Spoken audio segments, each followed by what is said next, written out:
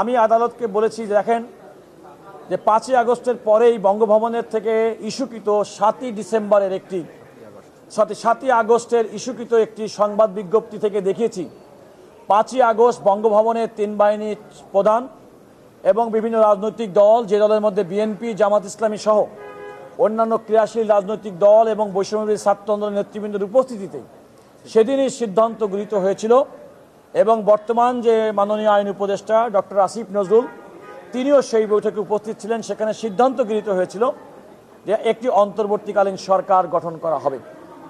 এই অন্তর্বর্তীকালীন সরকার গঠনের সিদ্ধান্ত সেদিন হয়েছিল। আমি আদালতকে বলেছি ফ্যাসিবাদ বিরোধী আন্দোলনে বাংলাদেশে যে সমস্ত রাজনৈতিক দল এবং ব্যক্তি এবং সংগঠন, ছাত্র, তরুণ, যুবক যারা সেদিন ফ্যাসিবাদ বিরোধী আন্দোলনে একাট্টা ছিল তাদের সবার ঐক্যমতের ভিত্তিতে অন্তর্বর্তীকালীন সরকার গঠনের সিদ্ধান্ত হয়েছিল। যেহেতু তাদের সবার ঐক্যমতের ভিত্তিতে অন্তর্বর্তীকালীন সরকার গঠিত হয়েছিল, আমি আরেকটি কথা বলেছি যে আমাদের সংবিধান অনুযায়ী আমাদের রাষ্ট্রপতি কিন্তু নির্বাহী বিভাগের অন্তর্ভুক্ত একজন ব্যক্তি এবং সেই কারণে যেহেতু রাষ্ট্রপতি সাংবিধানিকভাবে তিনি নিয়োজিত ছিলেন এবং তিনি তার নেতৃত্বে তার সভাপতিত্বে অনুষ্ঠিত বৈঠকে অন্তর্বর্তীকালীন সরকার গঠনের যে সিদ্ধান্ত নিয়েছিলেন সেটা সংবিধান সম্মত। আমি আদালতকে এও বলেছি যে 6ই আগস্ট 2024 তারিখে রাষ্ট্রপতি সংসদ ভেঙে দিয়েছিলেন। তার পরবর্তীতে 8ই আগস্ট আমাদের অন্তর্বর্তীকালীন সরকারের শপথ হয়, একই দিনে অ্যাটর্নি জেনারেলের নিয়োগ হয়, একই দিনে আমাদের প্রধান উপদেষ্টা ডক্টর মোহাম্মদ ইউনূসের শপথ অনুষ্ঠিত হয়। পরদিন সংবিধানের ধারাবাহিকতায় 9ই আগস্ট 2024 তারিখে বাংলাদেশের প্রধান বিচারপতি নিযুক্ত হন। অ্যাটর্নি জেনারেল নিযুক্ত হয়েছেন তিনিও সংবিধান অনুযায়ী। অর্থাৎ আমি আদালতকে বলেছি যে 5ই আগস্ট বাংলাদেশের ছাত্র জনতার গণ আন্দোলনের মাধ্যমে একটা ফ্যাসিবাদের পতন হলেও আমাদের সাংবিধানিক ধারাবাহিকতা এবং সাংবিধানিক বিধান তখন থেকেই প্রযোজ্য ছিল এবং পরবর্তীতে যে সমস্ত কার্যক্রম হয়েছে সবগুলোই এই সাংবিধানিক ধারাবাহিকতা এবং সাংবিধানিক নিয়মের মধ্যে হয়েছে।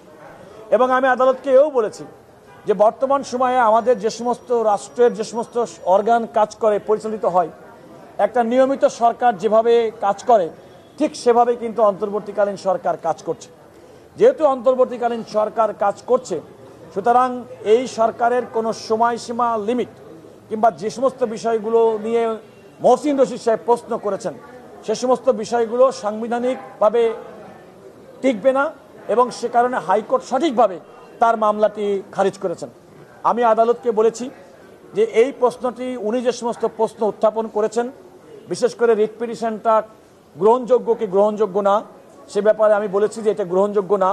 যেহেতু গ্রহণযোগ্য না, সুতরাং তার রিট পিটিশনটা সুপ্রিম কোর্টে আপিল বিভাগ যেন খারিজ করে দেন, দিয়ে হাইকোর্টের রাইটই বহাল রাখে।